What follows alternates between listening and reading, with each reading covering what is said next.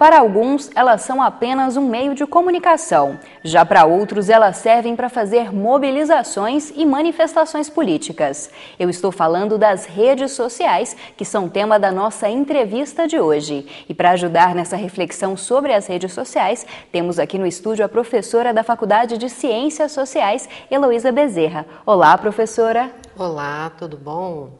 Tudo bem, professora. Antes da gente começar a entrevista com a professora Heloísa Bezerra, a gente passa agora uma matéria especial feita pela equipe do Conexões sobre a mobilização nas redes sociais. Confira. As redes sociais surgiram há pouco mais de uma década e já mudaram de forma significativa a maneira como muitas pessoas se comunicam e se relacionam umas com as outras. Até o próximo ano, cerca de 1 bilhão de pessoas devem ter perfil próprio no site de relacionamentos Facebook, um dos mais populares entre as redes sociais. O aluno Murilo, do curso de jornalismo, é um dos usuários desta rede.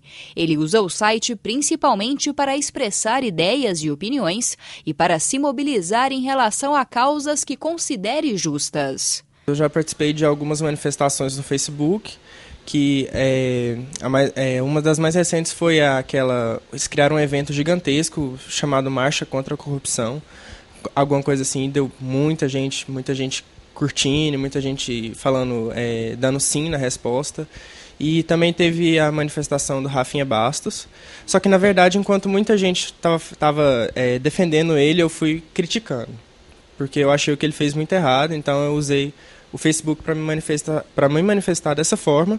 Assim como o estudante Murilo, milhões de jovens em todo o mundo têm se utilizado das redes sociais para expressar insatisfações e também para organizar manifestações sociais e políticas, como já aconteceu em países como a Tunísia, o Egito e até mesmo os Estados Unidos. A mobilização via novas mídias, né, e redes sociais, ela é muito mais rápida, né, de uma certa maneira muito mais intensa, mesmo que isso não signifique necessariamente que o número de pessoas que estão se mobilizando tenha aumentado. Mas provavelmente a rapidez com que elas conseguem se mobilizar e ir para as ruas, externalizar suas insatisfações, deve ter, vamos dizer, ficado mais rápida, né? No entanto, para o professor Luiz Signatis, da Faculdade de Comunicação e Biblioteconomia da UFG, além de servir como meio de debate e divulgação de ideias, as redes sociais também são espaços onde ainda há muitos casos de falsificação de dados e preconceito. A cultura da denúncia existe dentro da internet. Não só os jovens, mas as pessoas de uma maneira geral, indignadas com qualquer tipo de situação, seja ela política ou mesmo situações de consumo, ou situações de injustiça, ou situações culturais, a internet tem sido um meio propício para a divulgação e até aquele fenômeno virótico de propagação das denúncias, das acusações. Muitas delas falsas. Esse é um processo muito contaminado ainda pela figura do spam, pela figura das manifestações falsas. Mas a internet é um meio bastante propício para isso. Agora, a participação especificamente política na internet ainda deixa muito a desejar. Da mesma forma como acontece nos ambientes sociais de relação face a face, nos ambientes sociais tradicionais, as manifestações na internet ainda são muito despolitizadas, especialmente nas categorias mais jovens. Apesar destes lados negativos, os pesquisadores da área concordam que estes novos veículos de comunicação podem gerar mudanças significativas e assim auxiliar na prática da cidadania. Que a internet é uma mídia extremamente importante, seja por razões estratégicas ou por razões cidadãs. Estar na internet, a classe política estar na internet e a população em geral, o eleitor especificamente, participar da internet, passa a ser cada vez mais um dever de cidadania de todos nós. A internet é um ambiente no qual a sociedade vivencia a experiência cidadã de forma comunicativa em seu mais alto grau. Bom, professora Heloísa, a senhora acredita que as redes sociais, o uso da internet, de outras tecnologias, elas conseguiram mudar a forma que as pessoas se manifestam, se mobilizam aí por alguma causa, por alguma ideologia política? Bom, Camila, na verdade, se a gente for pensar o que está acontecendo hoje, que vem já acontecendo há algum tempo, com as novas tecnologias, com os novos aplicativos, com as novas possibilidades de participação pela internet, pelo celular, né, por todas as tecnologias que a gente tem, é claro que nós temos uma mudança muito interessante, não só na forma de participação, mas também no perfil desse participante. Então, é claro que algum tempo atrás, quem se envolvia em movimentos políticos, em movimentos de contestação, era mais o segmento organizado, mais as pessoas que estavam envolvidas com um partido político ou com uma organização não governamental. E hoje a gente já percebe que não.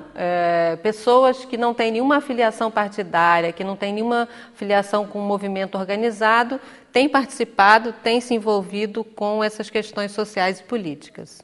E a senhora acredita que essas novas ferramentas, elas vão conseguir fazer com que mais pessoas, aí, mais jovens ou pessoas também de outras faixas etárias possam também se mobilizar, que às vezes se sentiam um pouco com vergonha ou sem tanta mobilização aí para ir às ruas? Pela internet vai ser possível que mais gente se manifeste?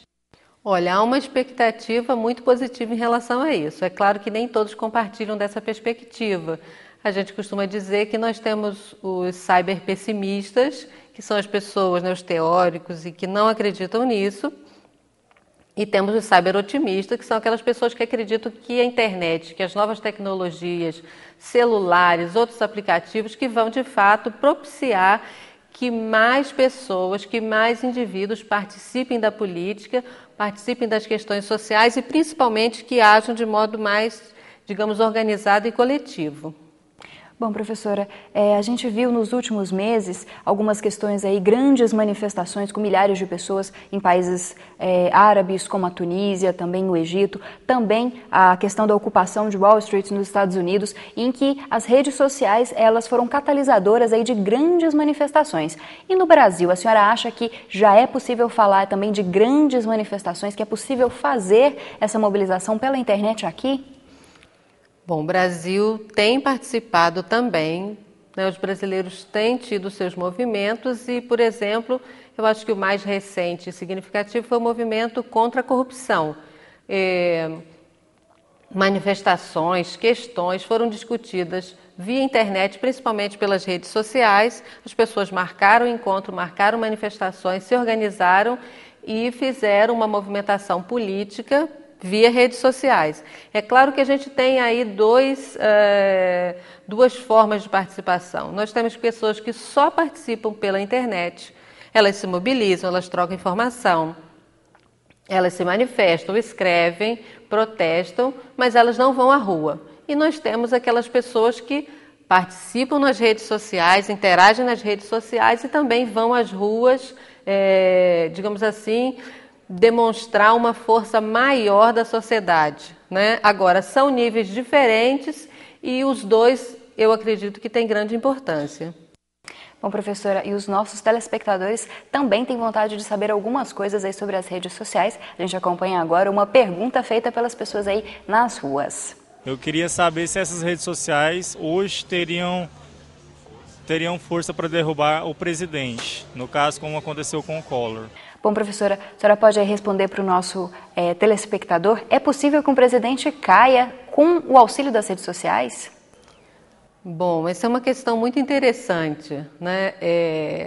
Na verdade, o que faz um presidente cair ou um presidente subir, né, um presidente ser eleito ou ser deposto, é a força da população, é a opinião da população, é aquilo que a sociedade pensa, é aquilo que a sociedade constrói em termos de significados políticos, de interesses políticos.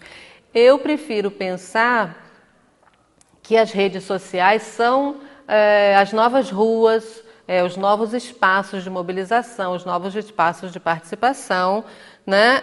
Um novo mecanismo, uma nova forma dos indivíduos propiciarem esse processo de interação política e de se organizar. É claro que com as redes sociais, com as novas tecnologias, a possibilidade de interação ela é bem maior, né? Se há 10 anos atrás uma pessoa demorava mais tempo para saber o que o outro estava pensando, hoje com as redes sociais isso mudou bastante.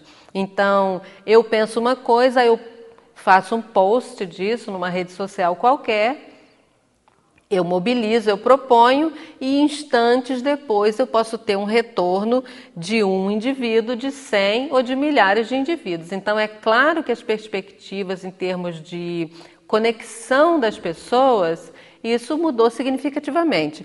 Agora, se depõe ou não depõe, isso depende, é claro, da opinião da sociedade, não são só as redes sociais. Bom, professor, e para finalizar, gostaria que a senhora falasse um pouquinho aí sobre os atores políticos, né? Os políticos, governadores, prefeitos. A senhora acha que eles já perceberam a importância dessas redes sociais e também que eles já conseguem se utilizar dessas redes aí de uma forma satisfatória? Infelizmente não, Camila. A verdade é que os atores políticos governamentais ainda não conseguiram, ainda não entenderam o potencial das novas tecnologias, seja a internet, seja o telefone celular, ainda não conseguem usar isso de modo satisfatório no Brasil. Em outros países nós temos experiências interessantes, né, de interação da sociedade civil com o Estado, da sociedade civil com os gestores públicos, com os governantes, como a gente gosta de dizer, de um modo bem diferenciado. Aqui esse processo ele ainda está iniciando. Nós temos uma pesquisa grande sobre a relação dos governos, né, do Poder Executivo com a web. É um projeto financiado pelo CNPq, que a gente está desenvolvendo aqui na UFG, em parceria com outras universidades, e nós detectamos que a forma de uso por parte dos agentes públicos ainda é muito, digamos assim, tradicional, né? É como se o Estado físico, esse mesmo Estado fechado, enclausurado, pouco participativo, pouco transparente, é como se esse mesmo Estado estivesse migrando para a internet, convergindo para a internet. Mas a gente sabe que esse processo de convergência ele precisa ter outras características que ainda a gente espera que possam, né, que com o tempo isso possa ser transformado por parte dos nossos agentes públicos. Tá certo, muito obrigada, professora. A gente agradece aí a sua presença, a sua contribuição para a nossa discussão de hoje. Eu que agradeço a vocês e pela participação.